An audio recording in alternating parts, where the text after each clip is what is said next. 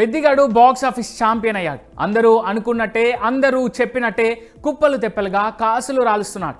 Paid premieres మొదలుకొని ఇవాల్టి వరకు కలెక్షన్స్లో కొత్త రికార్డులు నమోదు చేస్తున్నాడు.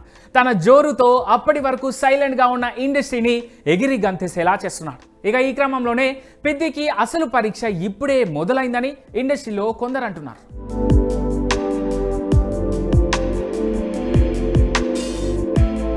దాదాపు 350 కోట్ల బడ్జెట్తో పాన్ ఇండియా లెవెల్లో తెరకెక్కిన పెద్ది మూవీ జస్ట్ 4 రోజుల్లోనే 300 కోట్ల మార్కును టచ్ చేసింది.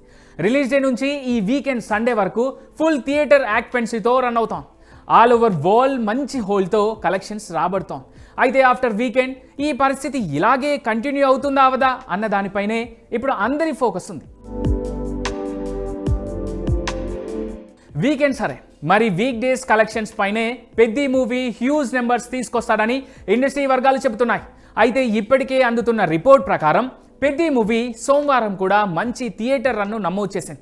సమ్మర్ హాలిడేస్, మరే పెద్ద సినిమా పెద్దికి పోటీ లేకపోవడం వంటి రీజన్స్ వల్ల పెద్ది మరో వారం రోజుల పాటు ఇదే రేంజ్లో థియేటర్లను రఫాడించేట్టు కనిపిస్తోంది. ఒకవేళ ఇదే కనుక జరిగితే పెద్ది ఇండస్ట్రీ హిట్గా హిస్టరీకి ఎక్కడం, ఇండస్ట్రీకి కొత్త ఊపిరి పోయడం పక్కానే చెప్పాలి.